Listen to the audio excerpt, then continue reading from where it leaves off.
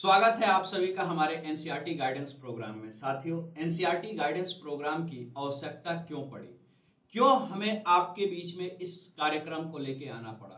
पिछले 10 वर्षों में हमने सैकड़ों अधिकारियों को तैयार किया और लाखों बच्चों से मुलाकात किया। इस दौरान एक जो सबसे बड़ी दिक्कत हमें महसूस हुई, सबसे बड़ी समस्या यूपीएससी पीसीएस की तैयारी करने वाले विद्यार्थियों में हमें देखने को मिला, वो रहा एनसीईआरटी फोबिया। यानी कि एनसीईआरटी से उनको एक अलग ही प्रकार का डर रहा, जिसके कारण से ऐसे हजारों युवा हैं जो कि बहुत बेहतर परफॉर्म कर सकते हैं, लेकिन सही गाइडेंस, सही मार्गदर्शन के कमी के कारण वो अपनी चीजों को सही तरीके से तैयार नहीं कर पा रहे हैं। अपने सिलेबस को, अपने एग्जाम को वो एनालिसिस नहीं कर पा रहे हैं इसका, और इसके कारण से वो सेलेक्ट होते रुक जा रहे हैं। इसी कारण से हमने प्रयास किया है कि आज जब हम टेक्नोलॉजी के युग में हैं, तो इस टेक्नोलॉजी की मदद से हम आप तक सही मार्गदर्शन, सही गाइडेंस पहुंचा सके। मैं ज्वाला सिंह पिछले 10 वर्षों से लगातार विद्यार्थियों को ट्रेंड कर रहा हूं कि एनसीईआरटी को कैसे पढ़ना है, एनसीईआरटी से हम क्या सीख सकते हैं, और हजारों बच्चों ने इसका लाभ उठाया है।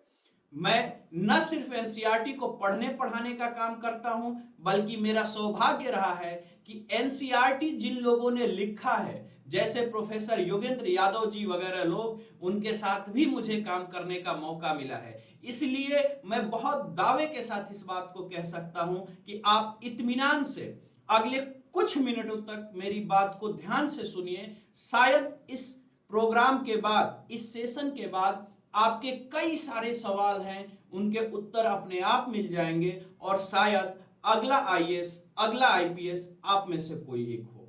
साथियों, इस प्रोग्राम को हम शुरू करने से पहले ये डिस्कस कर लें कि आखिर इस कार्यक्रम में हम सीखने वाले क्या हैं, इस सेशन में हमको जानने को क्या मिलेगा, ताकि अगले कुछ समय तक आप भी पूरे कंसंट्रेशन के साथ, बाबू मैं ऐसा भरोसा कर रहा हूं कि आप मेरे सामने बैठे हुए हो और उसी कंसंट्रेशन के साथ मेरी बातों को सुन रहे हो, जिस कंसंट्रेशन के साथ हम लोग आमने सामने बैठ के बातचीत करते हैं।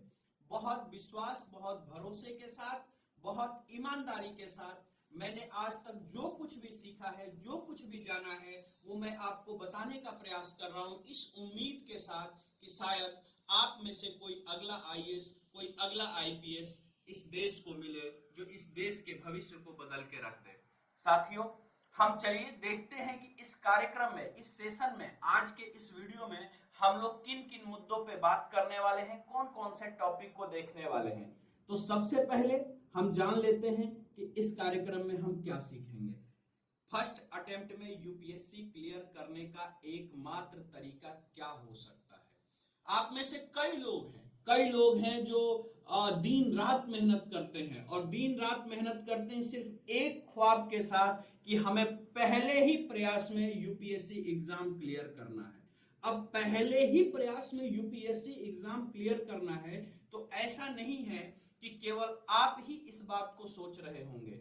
अगर 14 लाख लोग यूपीएससी का फॉर्म डालते हैं, तो उसमें से 14 के 14 लाख लोग ये सोचते होंगे कि पहले ही प्रयास में हमें यूपीएससी का एग्जाम क्लियर कर लेना है। लेकिन होता क्या है, कुछ मुट्ठी भर लोग जो 22-23 साल की उम्र में जाते जाते, यानी कि कॉलेज पास आउट होते होते फर्स्ट अटेम्प्ट में यूपीएससी एग्जाम क्लियर कर जाते हैं, आईएएस बन जाते हैं, कहीं डिस्ट्रिक्ट मजिस्ट्रेट बन जाते हैं, और कुछ लोग जो 5 साल 7 साल भी तैयारी करते हैं, तब भी वो एग्जाम नहीं निकलता।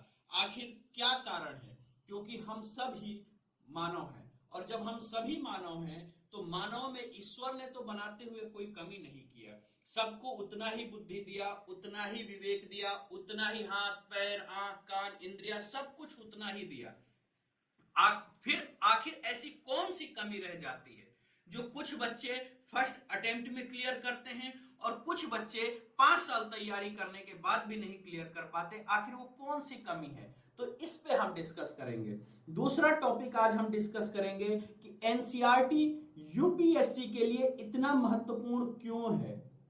आपने सुना होगा, अक्सर आपने सबके मुंह से सुना होगा कि अगर यूपीएससी की तैयारी करना है तो तैयारी बाद में करने की सोचना, पहले एनसीईआरटी क्लियर करने की सोचो। और मैक्सिमम लोग एनसीईआरटी क्लियर करने के लिए सोचते भी हैं, लेकिन फिर भी जब वो एनसीईआरटी पढ़ने जाते हैं तो वो समझ नहीं पाते कि इस एनसीईआरटी को पढ़ना क्यों है, ये यूपीएससी के लिए इतना महत्वपूर्ण क्यों है। इस चीज को देखते हुए हमने दूसरा टॉपिक ये रखा है कि हम इस पे चर्चा करेंगे कि एनसीईआरटी यूपीएससी के लिए इतना महत्वपूर्ण क्यों है। तीसरा टॉपिक आज हमारे चर्चा का विषय है एनसीईआरटी पढ़ने का सही तरीका क्या है। पढ़ते तो सभी लोग हैं, अगर कोई सोचा कि मुझे आईएएस बनना है या मुझे आईपीएस बनना है तो वो सोचता बाद में है, पहले एनसीईआरटी की किताब खरीद के ले आता है। तो एनसीईआरटी तो पूरे भारत के विद्यार्थियों के पास पड़ा है, लेकिन फिर भी लोग पढ़ते तो हैं लेकिन उसका लाभ नहीं उठा पाते हैं। क्या कारण है, आज के विषय में हम इसको भी सम्मिलित किए हुए हैं।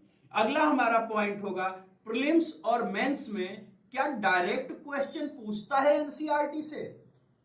तो इसके लिए मैं आपको प्रीलिम्स का भी क्वेश्चन दिखाऊंगा, मेंस का भी क्वेश्चन दिखाऊंगा, और यहीं पे आपको मैं उन क्वेश्चंस को करके भी दिखाऊंगा ताकि आपको ये बात महसूस हो सके कि एनसीईआरटी सच में कितना महत्वपूर्ण है। यानी अगर आप डीएम बनने का, एसपी बनने का ख्वाब देख रहे हैं तो आपको सबसे पहले इन रास्तों से होके गुजरना पड़ेगा, तब जाके कहीं वो कुर्सी आपको मिलेगी। जाहिर सी बात है, आप जरा सोचिए कि उतने बड़े पद पे आपको यूं ही तो नहीं पहुंचाया जाएगा, यानी कि जहां पे आपको गाड़ी बंगला, आपको नौकर चाकर, यहां तक कि माली तक आपको मिलता है जो आपके बगानों में फूल लगा सके। तो कुछ तो क्वालिटी आप में होनी चाहिए। वो क्वालिटी एनसीईआरटी कैसे डेवलप कराता है और कैसे उन क्वालिटीज पे यूपीएससी क्वेश्चन बनाता है, इन चीजों को हम आज के इस कार्यक्रम में डिस्कस करेंगे। अगला हमारा पॉइंट है लंबे समय तक चीजों को हम कैसे याद रखें। यानी कि कई विद्यार्थी इस तैयारी के दौरान, मतलब जब हम उनसे बातचीत करते हैं, जब उनसे सेशन उनका लेते हैं, तो कई विद्यार्थियों का ये सवाल निकल के आता है कि सर हम एनसीईआरटी पढ़ते तो हैं लेकिन सुबह को रटते हैं शाम को साफ हो जाता है, शाम को रटते हैं सुबह साफ हो जाता है। गलत नहीं है, वो सही बोल रहे हैं। और इसमें बाबू आप लोग की गलती नहीं है कि आप चीजों को रटते हो और भूल जाते हो। ये हमारी शिक्षा व्यवस्था की कमी रही है, ये हमारी व्यवस्थाओं की कमी रही है। हम इस पे भी चर्चा करेंगे और एकदम फुल प्रूफ प्लान बताएंगे आपको। आप उस हिसाब से एक दिन पढ़िए, ज्यादा नहीं, सिर्फ एक दिन पढ़ने का प्रयास कीजिए, देखिए आजीवन कभी नहीं भूलेंगे। यानी अगर उस तरीके से आपने पढ़ाई कर लिया तो भरोसा कीजिए इस जन्म में कभी आप उन चीजों को नहीं भूलेंगे, बल्कि आप जाने कितनों को वो चीजें सिखा के जाएंगे। इसका आप इमेजिन भी नहीं कर सकते कि ईश्वर ने ये जो आपको ब्रेन दिया है वो दुनिया का सबसे यूनिक चीज है। आज तक वैज्ञानिकों ने सब कुछ डेवलप कर लिया लेकिन इसके आसपास भी नहीं भटक पाए, लेकिन हम इस ब्रेन का इस्तेमाल नहीं कर पाते हैं क्योंकि हमें वो चीज सिखाया ही नहीं जाता। अगर वो चीज हमें सिखाया जाए तो एक जो ईंट बनाने वाला मजदूर है ना, वो भी यूपीएससी का क्वेश्चन करके आ सकता है अगर उसको सही तरीका पता हो। तो इस पे भी हम आज चर्चा करेंगे। और सबसे अंत में हर काम को जब हम करने जाते हैं, जैसे मान लीजिए एग्जाम्पल, मान लीजिए कि आपको अगर एसी का इंजीनियर बनना है या आपको एक मोटरसाइकिल का इंजीनियर बनना है, तो जब आप मोटरसाइकिल की दुकान पे या एजेंसी में जाते हैं तो आपसे सवाल पूछा जाता है कि आपको मोटरसाइकिल बनाने आता है। और अगर आपके पास एक्सपीरियंस होता है, आपको पता होता है गाड़ी बनाने का, तो आपको नौकरी पे रखा जाता है, अन्यथा आपको नौकरी पे नहीं रखा जाता। तो फिर जब आप डिस्ट्रिक्ट मजिस्ट्रेट बनने जा रहे हैं, जब आप एसपी बनने जा रहे हैं, जब आप एसडीएम बनने जा रहे हैं, तो ऐसे में ये कैसे संभव है कि सरकार आपसे ये जानने का प्रयास ना करे कि आप में वो स्किल्स, वो क्वालिटी, वो गुण है या नहीं है कि आप एक जिले पे बैठ के एक डिस्ट्रिक्ट मजिस्ट्रेट के तौर पे, एक कलेक्टर के तौर पे, एक जिले का सबसे बड़ा अधिकारी के तौर पे बैठ के उस पूरे जिले को कैसे मेंटेन करेंगे, एक एसपी के तौर पे पूरे जिले के लॉ एंड ऑर्डर को आप कैसे कंट्रोल करेंगे, जब तक उस चीज के लिए जो रिक्वायरमेंट अगर नहीं आएगा सरकार आपको कैसे नौकरी दे सकती है। तो ये कुछ पॉइंट्स हैं जिस पे आज हम बहुत डिटेल में चर्चा करेंगे और यकीन मानिए इस सेशन के बाद आपके मन में कोई सवाल नहीं रह जाएगा। आप अगर स्वयं से भी इतना जानने के बाद स्वयं से भी अकेले कमरे में बैठ के अगर पढ़ाई कर रहे हैं कंसंट्रेशन के साथ, तब भी आप आईएएस बन जाएंगे। ध्यान रखिएगा, यूपीएससी खुद चीख चीख के कहता है, कभी यूपीएससी का जब फॉर्म निकले तो साथ में उसके नोटिफिकेशन निकलता है, और जब आप नोटिफिकेशन को ध्यान से पढ़ेंगे तो यूपीएससी स्वयं कहता है कि मुझे बहुत ज्यादा विषयों का विशेषज्ञ नहीं चाहिए, हमें चाहिए वो विद्यार्थी जिनका सामान्य अध्ययन क्लियर हो। लेकिन सामान्य अध्ययन कैसा क्लियर हो वो हम सेशन में डिस्कस करेंगे, धीरे धीरे इसके बारे में हम चर्चा करेंगे ताकि वो बातें आपको समझ में आए। ये सारी चीजें हम अगले 1 घंटे में सीखने जा रहे हैं, आप सब पूरे कंसंट्रेशन के साथ। बाबू आप चाहे कहीं भी हो, चाहे आप झारखंड के जंगलों में बैठे हुए हों या फिर मुंबई के बड़े टावरों में बैठे हुए हों, चाहे फिर दिल्ली के फ्लैट्स में बैठे हुए हों, कहीं भी बैठे हुए हों, पूरे कंसंट्रेशन के साथ इस क्लास को देखिए, इस वीडियो को देखिए और यकीन मानिए आज के बाद अधिकारी बनने को लेके आपके दिमाग में कोई डाउट नहीं रहेगा। रह जाएगा तो बस आपकी थोड़ी मोड़ी मेहनत और थोड़ी मोड़ी डिसिप्लिन, जिसको आप अपने जीवन में लागू करके पहले प्रयास में, मैं बार बार कह रहा हूं, पहले प्रयास में आप डिस्ट्रिक्ट मजिस्ट्रेट बन सकते हैं, पहले प्रयास में आप एसपी बन सकते हैं, पहले प्रयास में आप एसडीएम बन सकते हैं।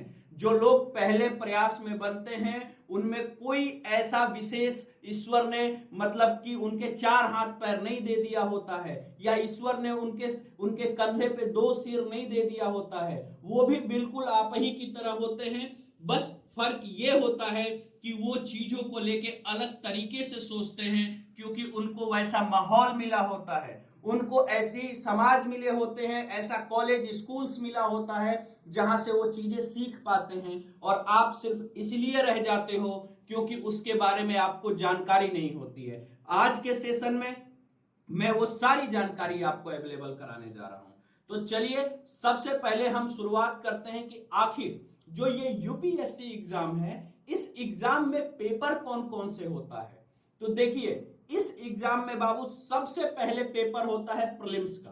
प्रीलिम्स पेपर यानी ये ऑब्जेक्टिव क्वेश्चन होते हैं, 2 घंटे का पेपर होता है और इसमें ऑप्शन मिलते हैं, यानी प्रश्न होगा और 4 ऑप्शन दिए गए होंगे, उसमें से सही आंसर चुनना होता है। आपको जान के हैरानी होगी, 100 क्वेश्चन पूछता है जिसमें अगर आप सही मात्र 45 क्वेश्चन भी करके आ जाते हैं तो चांसेस 99% चांसेस है कि आप प्रीलिम्स पार कर जाएं, और अगर आपने 50 क्वेश्चन भी सही कर लिया तो यकीन मानिए प्रीलिम्स आप पास ही हो गए। दुनिया में यानी कि अगर हम भारत की बात करें तो कई सारे एग्जाम आपने अपने जीवन में दिया होगा, कोई एग्जाम ऐसा आपको नहीं दिखेगा जहां 50% पे, वो भी कौन सी नौकरी के लिए, डिस्ट्रिक्ट मजिस्ट्रेट की नौकरी के लिए, एसपी की नौकरी के लिए मात्र 50% ही लाने होते हैं प्रीलिम्स में, और आप प्रीलिम्स पास कर जाते हो।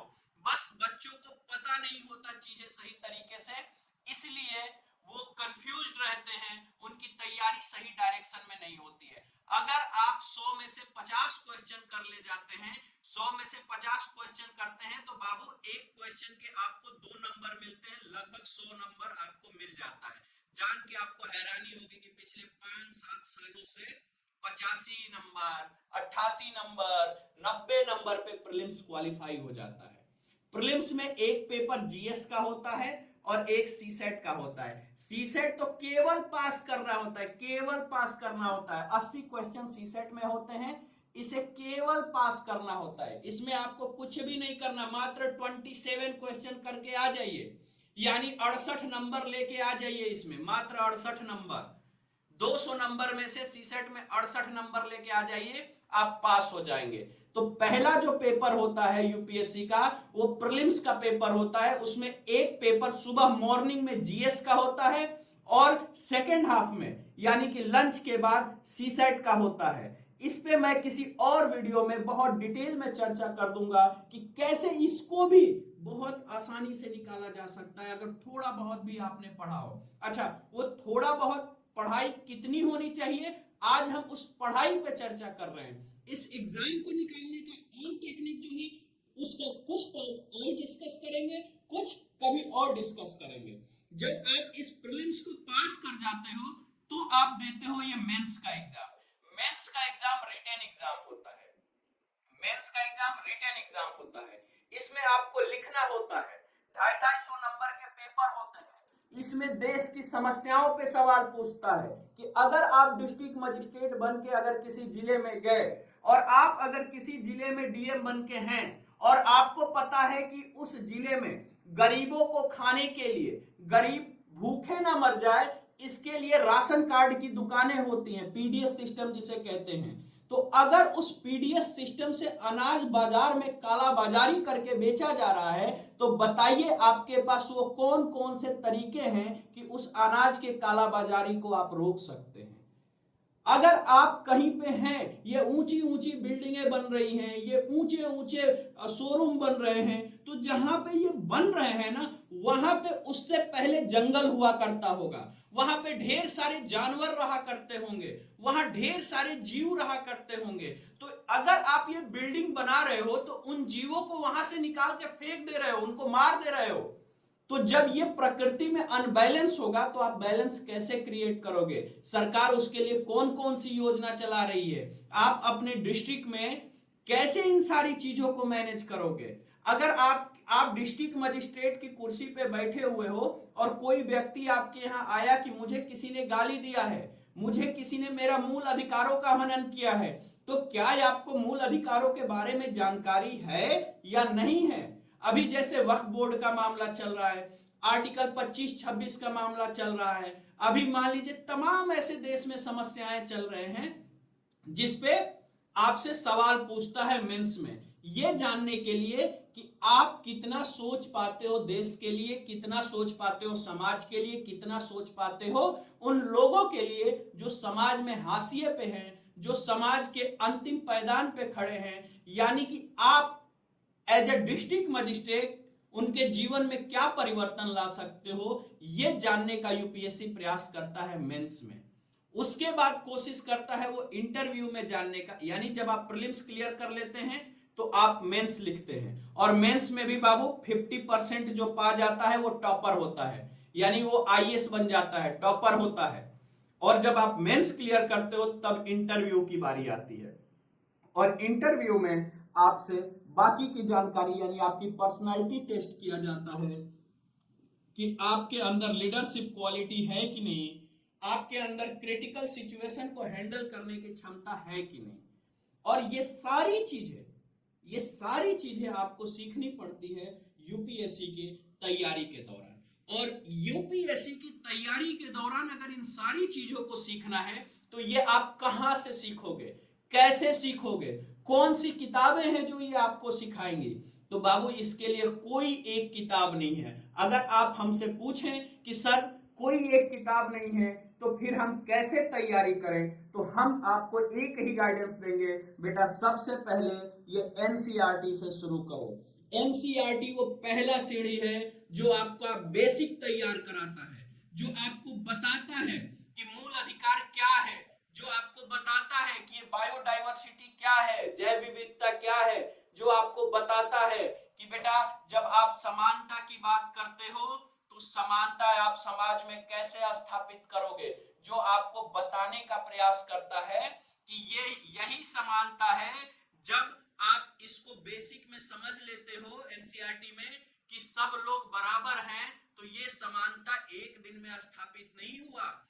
इसके लिए हमारे पुरखों ने बहुत लड़ाई लड़ी। चाहे आप अगर दलितों को समानता के अधिकार दिलाने के लिए बाबा साहब अंबेडकर की लड़ाई को याद करें, या फिर महिलाओं को समानता का अधिकार दिलाने के लिए सरोजनी नायडू को याद करें, या फिर समाज में समानता स्थापित करने के लिए महात्मा गांधी हो, या फिर ये जवाहरलाल नेहरू जी को आप याद करें, सुभाष चंद्र बोस की बात कर ले या भगत सिंह की बात कर ले, ये सब लोगों ने समानता स्थापित कराने के लिए अपनी जानों की कुर्बानी दी।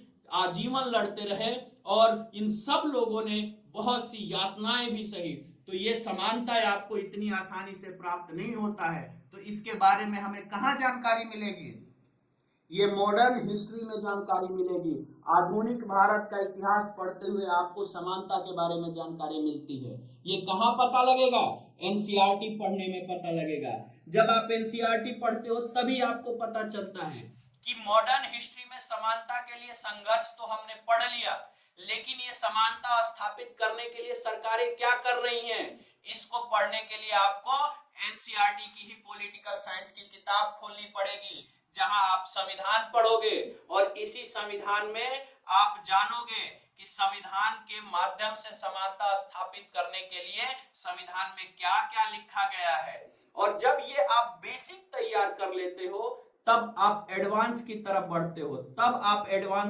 बढ़ते हो और फिर जो यही समानता आपने एनसीईआरटी में पढ़ा है वही समानता अब संविधान के आर्टिकल्स में आप पढ़ने लगोगे कि संविधान के आर्टिकल 14 में समानता का अधिकार दिया गया है, आर्टिकल 15, आर्टिकल 16, आर्टिकल 17, आर्टिकल 18 में समानता का अधिकार दिया गया है। और अधिकार भी समानता का कैसा दिया गया है कि सरकार ने केवल ये नहीं कहा कि देखो भैया सब लोग बराबर हो जाए, सरकार ने केवल ये नहीं कहा कि दलित और स्वर्ण आज से बराबर मान लिया जाए, सरकार ने केवल ये नहीं कहा कि महिला और पुरुष आज से बराबर मान लिया जाए। आजादी के बाद जब हमने संविधान लिखा तो उसमें हमने कोशिश किया कि जो लोग समानता के अधिकार से वंचित रहे हैं, जो लोग वर्षों से समानता के अधिकार से दूर रहे हैं, उनको सरकार तमाम प्रकार का प्रयास करेगी, योजनाओं के माध्यम से, आरक्षण के माध्यम से, परीक्षाओं में सुविधाओं के माध्यम से, स्कूलों कॉलेजों में एडमिशन के माध्यम से,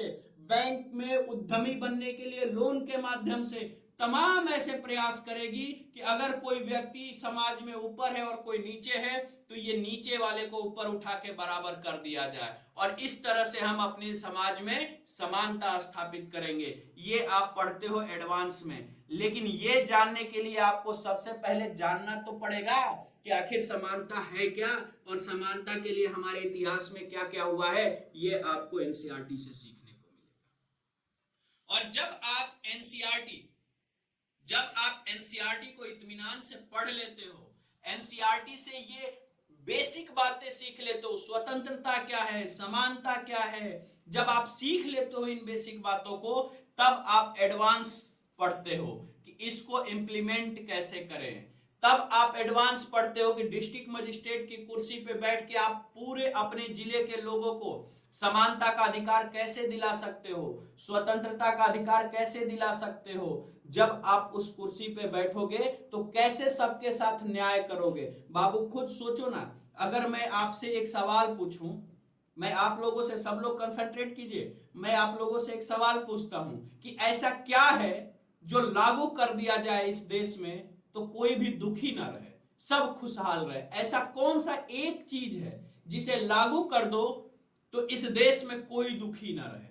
कभी सोचा है आपने? आपने कभी सोचा ही नहीं होगा, क्योंकि हमारे एजुकेशन व्यवस्था में सोचने के लिए कोई जगह ही नहीं है। और यहीं पे सबसे बड़ा लोचा है हमारे एजुकेशन व्यवस्था की कि वो बच्चे जो बड़े बड़े स्कूलों में 5-5 लाख रुपए फीस देके जो बचपन से एलकेजी यूकेजी में पढ़ते हैं, वो तो ये सारी चीजों को समझ पाते हैं, लेकिन हमारे वो छोटे भाई बहन जो दूर दराज के एरियाज में रहते हैं, जो 5 लाख रुपए फीस नहीं दे सकते स्कूलों में अपने बच्चों को, उनके बच्चे इस बात को नहीं सीख पाते हैं। लेकिन कोई बात नहीं, मैं आपको आंसर देता हूं। दिन भर आपके घरों में ये बात आपको सिखाई जाती है, बस आपको पता नहीं है। वो है न्याय।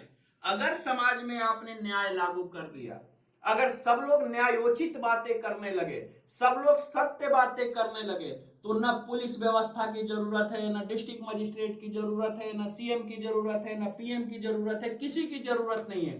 अगर समाज में न्याय स्थापित हो जाए तो यही तो रोना है कि समाज में जिधर देखो उधर अन्याय ही अन्याय है।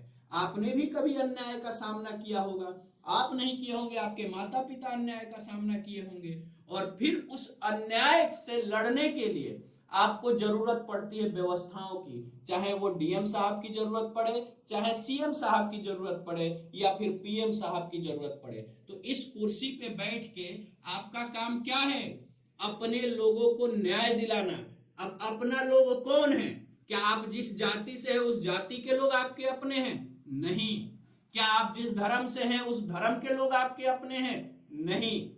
उस जिले का हर एक व्यक्ति, चाहे वो किसी जाति से हो, किसी धर्म से हो, किसी क्षेत्र से हो, वो सब आपके अपने हैं जिनको आपको न्याय दिलाना है। अगर उनके साथ अन्याय होगा तो वो आपके पास आने वाले हैं और वो आपसे गुहार लगाने वाले हैं कि महोदय हमारे साथ अन्याय हुआ है, हमें न्याय दिलाइए, और आपको उस कुर्सी पे बैठ के न्याय दिलाना होगा। लेकिन आप न्याय दिलाओगे कैसे? पता तो होना चाहिए कि न्याय दिलाने के क्या क्या तरीके हैं और समाज में किस किस प्रकार का अन्याय होता है। तो जब आपको इतनी बातें पता चल जाती हैं तो आपके लिए चीजें बहुत आसान हो जाती हैं। वही सारी चीजें जाके यूपीएससी में क्वेश्चन बन जाता है। प्रीलिम्स में क्वेश्चन ऑब्जेक्टिव होता है, इसलिए होता है कि 14 लाख लोग पेपर देते हैं। अब 14 लाख लोगों का कॉपी चेक करना इतना आसान नहीं है, तो ऑब्जेक्टिव क्वेश्चन हो जाता है एक छन्नी की तरह। जैसे चाय हम लोग बनाते हैं ना, तो चाय बनाते वक्त क्या करते हैं? चाय बना लिया, छन्नी लगा दिया, चाय छान दिया, सारे कूड़ा करकट चाय पत्ती छन्नी में आ गया, प्योर चाय कप में आ गया। छन्नी के जो जो जो भी वो आपका अदरक, चाय पत्ती, जो कुछ भी वो कूड़ा करकट है सब आपने बाहर फेंक दिया, अपना कप चाय उठा के पी लिया।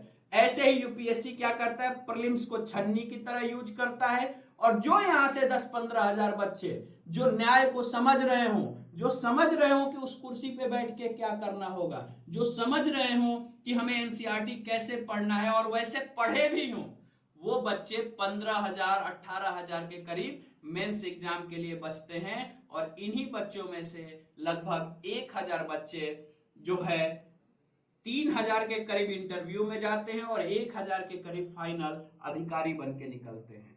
बाकी 14 लाख में से सिर्फ 15 से 18,000 ही मेंस तक पहुंच पाते हैं। इससे क्या पता चलता है? इससे पता चलता है कि मैक्स टू मैक्स बच्चों को नहीं पता है कि एनसीईआरटी कैसे पढ़ना है, और जबकि एनसीईआरटी से डायरेक्ट क्वेश्चन आता है। ये हम देखेंगे कि एनसीईआरटी से डायरेक्ट क्वेश्चन कैसे आता है। और जब आप यूपीएससी एनसीईआरटी से बेसिक तैयार कर लेते हो, बेसिक से एडवांस तैयार कर लेते हो, तब जाके आपको मिलता है सक्सेस, एग्जाम आपका क्लियर होता है। और जब एग्जाम क्लियर होता है ना बेटा, तो जिस चीज का सपना लेके जी रहे होते हो लबासना, ये यही लबासना है। ये देखो कितना खूबसूरत है लबासना, ये वही लबासना है जिसके सपने में आप जी रहे होते हो।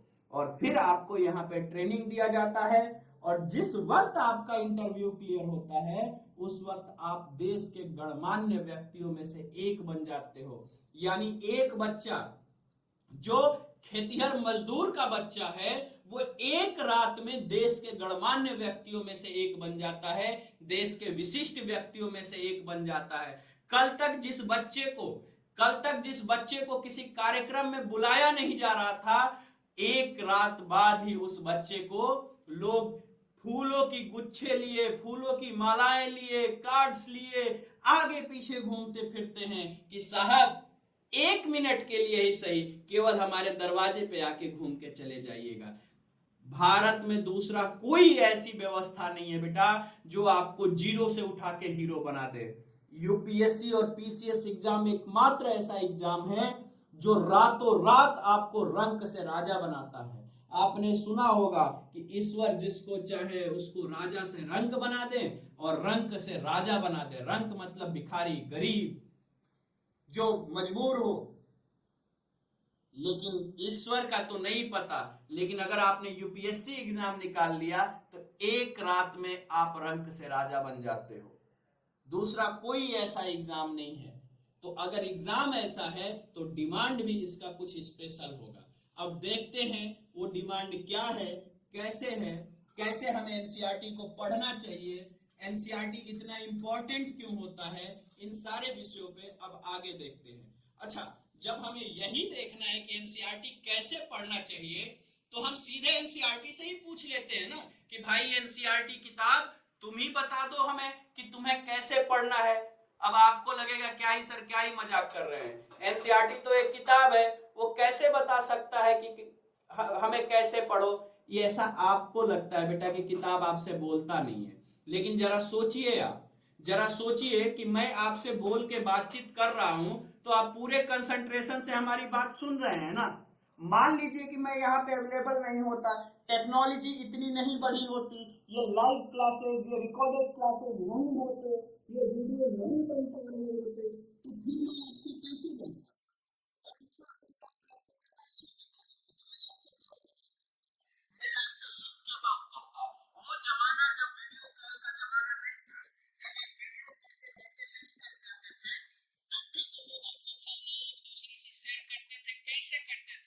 चिट्ठी लिख के करते थे, चिट्ठी के माध्यम से करते थे, तो भावनाएं तो तब भी शेयर होती थी, भावनाएं आज भी शेयर होती हैं।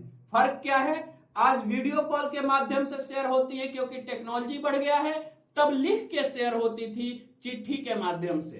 तो आज भी जहां जहां वीडियो नहीं पहुंच सकता, आज भी वो राइटर, वो लेखक, वो विद्वान जो वीडियो नहीं बना सकते, वो क्या करते हैं, वो पुस्तकें लिखते हैं, किताब लिखते हैं और किताब के माध्यम से आपसे बातचीत करने का प्रयास करते हैं। तो ये एनसीईआरटी के जो लेखक हैं ना बाबू, इन्होंने भी आपसे इस किताब के माध्यम से बातचीत करने का प्रयास किया है, बस आपको बताने वाला कोई नहीं मिला कि इन्होंने आपसे क्या बातचीत किया है। चलिए हम एनसीईआरटी से ही पूछ लेते हैं, एनसीईआरटी में ही देख लेते हैं कि इन्होंने आपसे क्या बातचीत किया है। और इसके लिए सबसे ज्यादा जरूरी है कि आप क्लास 6 से यानी 6वीं कक्षा से लेके 12वीं कक्षा तक के कोई भी विषय का किताब एनसीईआरटी का उठा लीजिए, किसी विषय का, किसी विषय का, चाहे आप इतिहास का, भूगोल का, पॉलिटिकल साइंस का, इकोनॉमिक्स का, किसी विषय का किताब उठाइए, उसमें पहला पन्ना जो आपको मिलेगा वो पहला पन्ना आमुख का होता है। इंग्लिश में उसको प्रीफेस कह देते हैं, इंग्लिश में क्या कहते हैं, प्रीफेस कह देते हैं, हिंदी में क्या कहते हैं, आमुख कहते हैं। और उस आमुख में राइटर लिखता है कि हमारे इस किताब को तुम कैसे पढ़ोगे तो तुम्हें समझ में आएगा, इस किताब का उद्देश्य क्या है। तो चलिए सबसे पहले हम एनसीईआरटी के किताब के उद्देश्य को देखते हैं। आपको दिख रहा होगा ये आमुख है, आमुख लिखा हुआ है, मैं पढ़ के सुनाता हूं और पढ़ के सुनाने में भी मैं आपको थोड़ा पढ़ के बताऊंगा किताब कैसे पढ़ना है। बचपन से हम लोग पढ़ना तो जान जाते हैं, लेकिन सच तो यह है कि पढ़ना जीवन में नहीं सीख पाते। जैसे कुछ पढ़ने को आता है हम बहुत स्पीडली कोशिश करते हैं कि निपटा दें, तो हमें पढ़ना भी सीखना चाहिए। अब जब हम पढ़ने चलते हैं तो देखते हैं कि एनसीईआरटी क्या कहती है। एनसीईआरटी कहती है कि राष्ट्रीय पाठ्यचर्या की रूपरेखा 2005 सुझाती है कि बच्चों के स्कूली जीवन को बाहर के जीवन से जोड़ा जाना चाहिए। यानी कि ये किताब आपको क्या सुझाव देती है कि जो कुछ भी आप स्कूल में पढ़ रहे हो वो स्कूल में बस्ता में बंद करके रखने के लिए नहीं है। ऐसा नहीं है कि आप स्कूल में पढ़ रहे हो तो आप उसको केवल स्कूल में ही उस किताब को देखोगे और केवल स्कूल में रट के गए और मास्टर साहब को जवाब दे दिया। नहीं, जो कुछ भी आपने किताबों में पढ़ा, क्या बाहर की दुनिया में वो आपको दिखाई दे रहा है, क्या बाहर की दुनिया में उससे आपको कुछ लाभ मिल रहा है। अगर नहीं मिल रहा है तो सचेत हो जाइए, फिर आपका पढ़ने का तरीका ठीक नहीं है, फिर आप गलत डायरेक्शन में दौड़ रहे हैं। ये मैं नहीं कह रहा हूं, खुद एनसीईआरटी की किताब कह रही है। देखिए, कह रही है कि बच्चों के स्कूली जीवन को बाहर के जीवन से जोड़ा जाना चाहिए। यानी कि अगर आपने जो कुछ भी स्कूल में पढ़ा, स्कूल में जिया, अगर बाहर की दुनिया में उससे कोई लेना देना नहीं है तो आपकी पढ़ाई व्यर्थ है।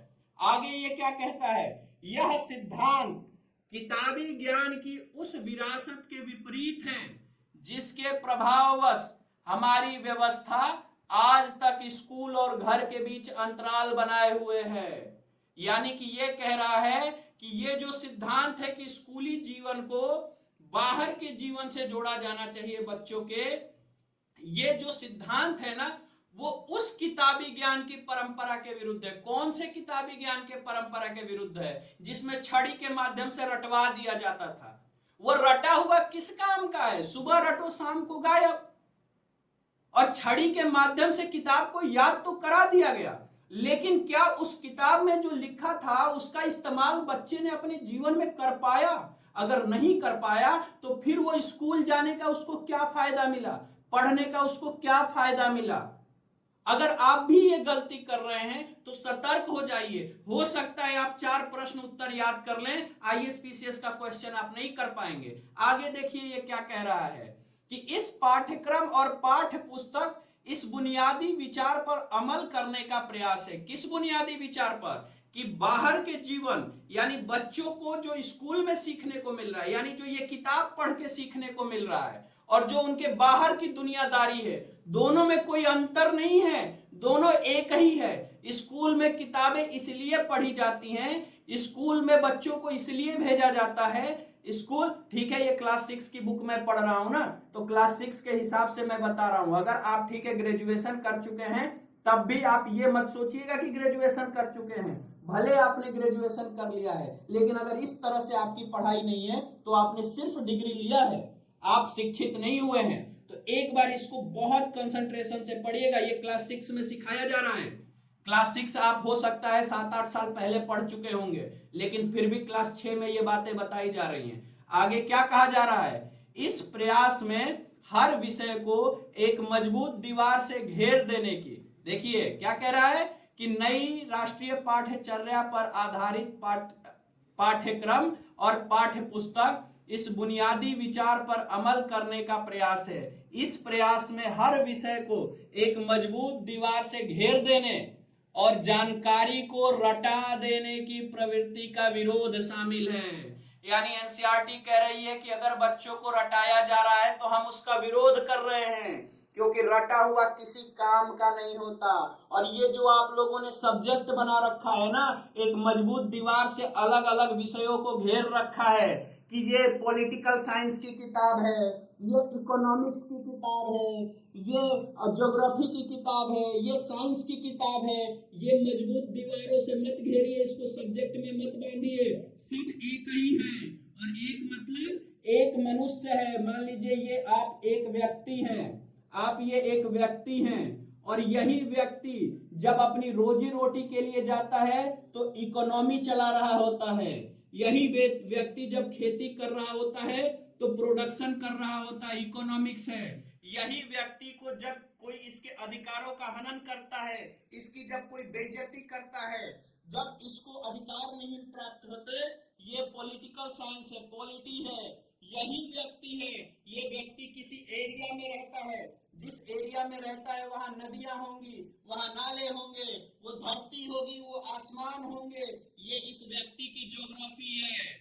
ये व्यक्ति वही व्यक्ति है, अलग व्यक्ति नहीं है। इसके बाप दादा भी रहे होंगे, इस व्यक्ति के पुरखे रहे होंगे, और उन पुरखों ने बहुत सारी ऐसी चीजों का आविष्कार किया होगा। आपको जान के आश्चर्य होगा बेटा, हल का आपको लगता है कि मिसाइल बना दिया वही सबसे बड़ा आविष्कार है। नहीं, जब पहली बार हमारे पुरखों ने हल बनाया होगा ना, वो भी बहुत बड़ा आविष्कार होगा। जब पहली बार हमारे पुरखों ने घड़ा बनाया होगा ना, वो भी बहुत बड़ा आविष्कार होगा। जब पहली बार हमारे पुरखों ने चक्का बनाया होगा ना, वो भी बहुत बड़ा आविष्कार होगा। आज भी हम उससे आगे नहीं निकल पाए हैं। आज भी बस हमने क्या किया, हल की जगह पे थोड़ा लोहा लगा के ट्रैक्टर बना दिया। आज भी हमने पहिए में इंजन लगा के ट्रेन चालू कर लिया, प्लेन बना लिया। बहुत कुछ अलग नहीं किया, उसी बेसिक पे। ठीक वैसे ही पहिया क्या है, बेसिक है, जैसे एनसीईआरटी, और उसको अब आप एरोप्लेन में डाल लें या साइकिल में डाल लें, वो एडवांस हो गया। वैसे ही एनसीईआरटी बेसिक है, और एडवांस क्या हो गया बेटा, एडवांस हो गया उसका इम्प्लीमेंटेशन। तो ये यही कह रहा है कि हर विषय को एक ये जो आपने दीवार बना दिया है कि ये पॉलिटिकल साइंस है, ये इकोनॉमिक्स है, ये ज्योग्राफी है, इसको तोड़ो यार, ये करियर खराब कर देगा। ये व्यक्ति एक ही है, ये सोनू मोनू टोनू जो भी हो, ये व्यक्ति एक ही है। इसकी पॉलिटिकल लाइफ है। जब ये अपने लिए सरकार चुनता है ना, जब ये अपने लिए प्रधानमंत्री के लिए वोट देने जाता है, मुख्यमंत्री के लिए वोट देने जाता है, तो ये इसकी पॉलिटिकल लाइफ है। जब यही व्यक्ति जब कमाने जाता है तो ये इसकी इकोनॉमिकल लाइफ है। यही व्यक्ति अगर धरती पे सांस ले रहा है ना, ये इसकी ज्योग्राफिकल लाइफ है, और यही व्यक्ति अपने पुरखों के द्वारा बनाई गई विरासत का इस्तेमाल कर रहा है, चाहे हल हो तब, चाहे पहिया हो तब, चाहे पेंटिंग हो तब, चाहे डांसिंग हो तब, चाहे कोई ऐसा मोन्यूमेंट यानी कोई बड़ा मंदिर मस्जिद कुछ भी ऐसा स्थापत्य कला की कोई चीज है तब, ये सब आपका हिस्ट्री है। यानी कि व्यक्ति तो यही है, और ये अलग अलग जो विषय है ना, वो तो केवल इसलिए है कि आप चीजों को आसानी से समझ जाओ। लेकिन आपने क्या किया, हमें हिस्ट्री रटना है, रट लो। क्या करोगे हिस्ट्री रट के? कौन सा नया रिसर्च कर लोगे हिस्ट्री रट के? आपको इकोनॉमी रटना है, कौन से गरीबों के जीवन में आप बदलाव कर लोगे इकोनॉमिक्स रट के? तो बेटा रटना नहीं है, ये एनसीईआरटी कह रहा है। तो इस बात को आप समझिए, अब इस आमुख से समझ लीजिए कि आपको एनसीईआरटी कैसे पढ़ना है।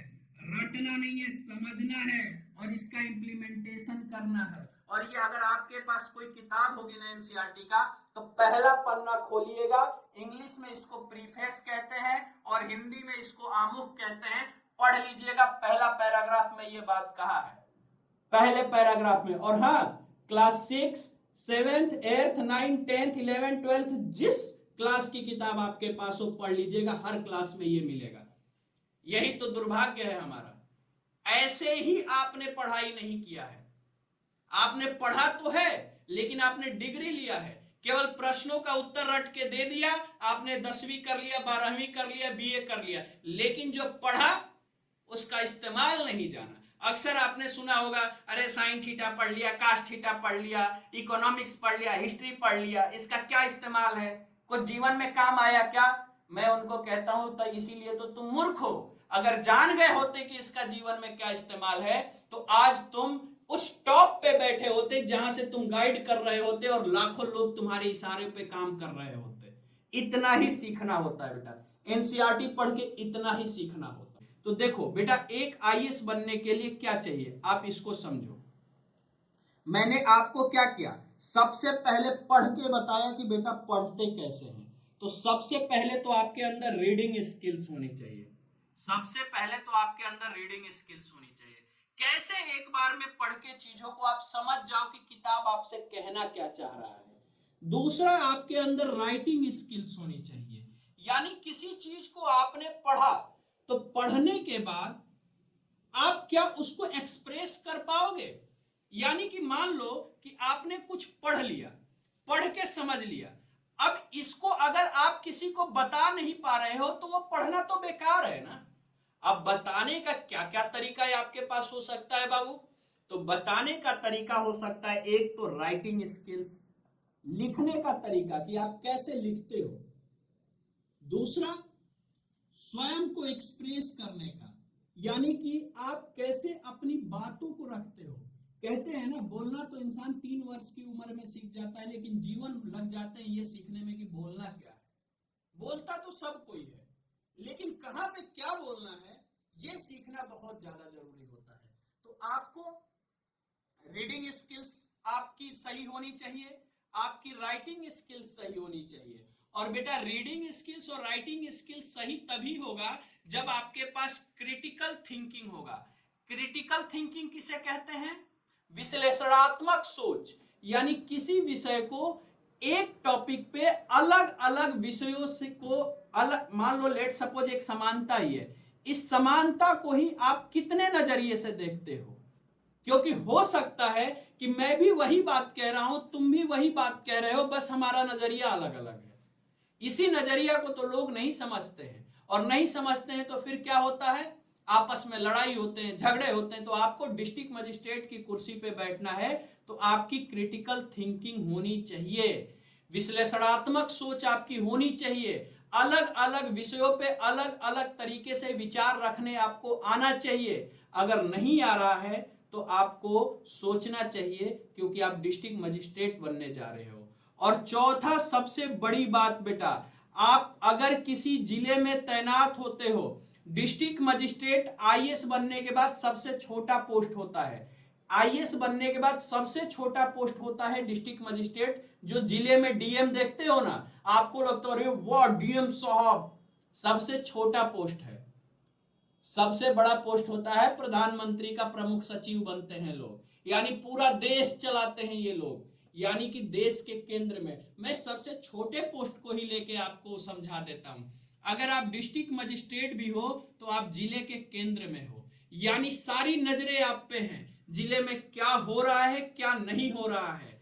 और बेटा अगर आपके अंदर लीडरशिप क्वालिटी ही ना हो तो आप क्या ही करोगे डिस्ट्रिक्ट मजिस्ट्रेट बनके, कैसे ही टीम वर्क करोगे, कैसे ही अपने अधीनस्थ यानी जो आपके कर्मचारी होंगे उनसे कैसे काम कराओगे। अगर आपको अपने आप को एक्सप्रेस करने ना आए, आपको अपने टीम के साथ काम कराने ना आए, अपनी बातों को रखने ना आए, 4 लाइन बोलने में आप हकलाने लगो, तो बेटा ये आपको कैसे डिस्ट्रिक्ट मजिस्ट्रेट बना दिया जाए, ये आप स्वयं से विचार कीजिएगा। इसमें कुछ भी मैंने रॉकेट साइंस नहीं बताया। ये जितनी बातें आपके सामने मैंने रखा, इसमें मैंने कुछ भी रॉकेट साइंस नहीं बताया। मैंने सिंपल वो बातें रखी जो आप अकेले में अपने माता पिता को भी ये वीडियो दिखा के, अपने भाई बंधुओं को भी ये वीडियो दिखा के उनके साथ चर्चा कर सकते हो कि क्या सच में ये मुझे करना चाहिए। और अगर उनका भी जवाब आ जाए हाँ भाई इसके बिना तो शायद पॉसिबल नहीं होगा, तो आप बेटा इसको फॉलो कर लीजिएगा। यकीन मानिए ग्रेजुएशन कंप्लीट होते होते, क्योंकि यूपीएससी का पेपर आप तभी दे सकते हो जब आप ग्रेजुएट हो, और ये सारी प्रक्रिया सीखने में आपको 2 से 2.5 साल लगेंगे, मिनिमम 2 से 2.5 साल लगते हैं, जिसमें आप कम से कम 6 मंथ एनसीईआरटी पे देते हो और बाकी के 2 साल आप अपने रीडिंग, बाकी के राइटिंग स्किल, रीडिंग स्किल्स, और यहाँ जो हम एडवांस यूपीएससी देखे थे, एडवांस के लिए ये जो टाइम देते हो ये 2 साल तक देते हो।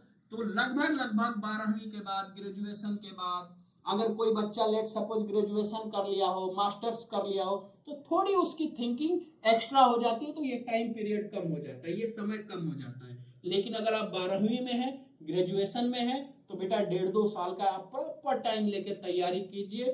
पंचवर्षीय योजना नहीं बनानी है, 5 वर्षों तक इसको नहीं खींचना है, इसको जल्दी से जल्दी, अगर आपको फर्स्ट अटेम्प्ट में आईएएस बनना है तो इन चीजों को आपको करना होगा। अगर इसमें आपको लगता है कि आपको हमारी किसी भी प्रकार के हेल्प की जरूरत है तो आप निसंकोच हमारे जो ऑफिस का हेल्पलाइन नंबर है 922 0 963 975, आप इस पे कॉल कर सकते हैं। 922 0 963 975। आप इस पे व्हाट्सएप भी कर सकते हैं, आप इस पे व्हाट्सएप भी कर सकते हैं और इस पे आप कॉल भी कर सकते हैं।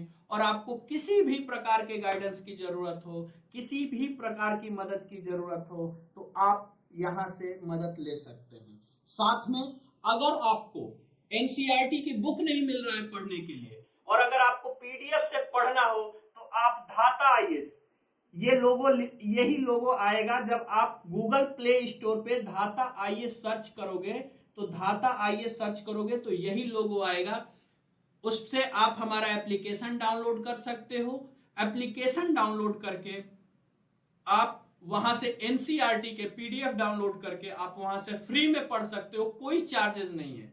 अगर आप दूर दराज के एरिया में हो, आप अगर कैसी ऐसी जगह पे हो जहां आपको प्रीवियस ईयर क्वेश्चन नहीं मिल रहा है, पीवाईक्यू क्वेश्चन नहीं मिल रहा है, आपको लग रहा है कि कैसे पढ़ें, या अगर आप जा रहे हो पीवाईक्यू क्वेश्चन खरीदने तो ये 1000-2000 की एक एक किताबें मिलती हैं, कहीं आप किसी प्लेटफॉर्म पे जा रहे हो क्वेश्चन लगाने तो वहां आपसे 4000-5000 रुपए की डिमांड हो रही है, आप बिल्कुल परेशान मत होइए। इसी धाता आईएएस के ऐप पे मात्र 1 रुपए में आप एआई, आर्टिफिशियल इंटेलिजेंस इंटीग्रेटेड, आप प्रीवियस ईयर क्वेश्चंस यूपीएससी का लगा सकते हो, पिछले 10 वर्षों का, मात्र 1 रुपए में।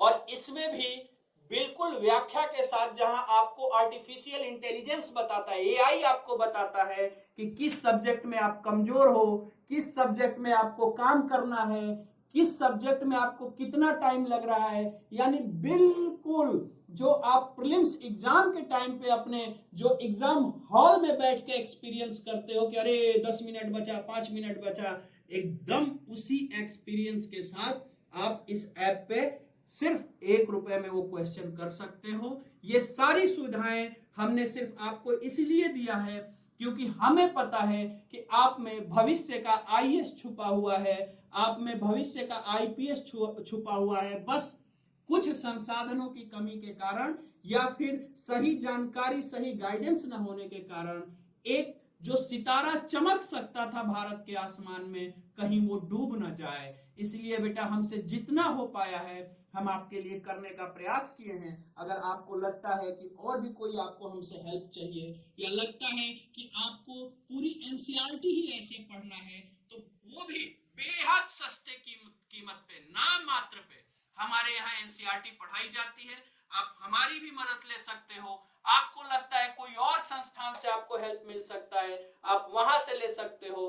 कोई आईएएस पीसीएस आपके घर परिवार में हो, कोई ऐसा प्रोफेसर हो बड़े स्तर पे जो एनसीईआरटी को इस नजर से देखा हो या एनसीईआरटी को इस तरीके से पढ़ा हो, आप उनकी मदद ले सकते हो। बस ध्यान रहे कि सपना अगर आपने देखा है तो पूरा भी आप ही को करना है, कोई दूसरा पूरा करने नहीं आएगा। और जीवन एक बार मिला है, बार बार नहीं मिलेगा।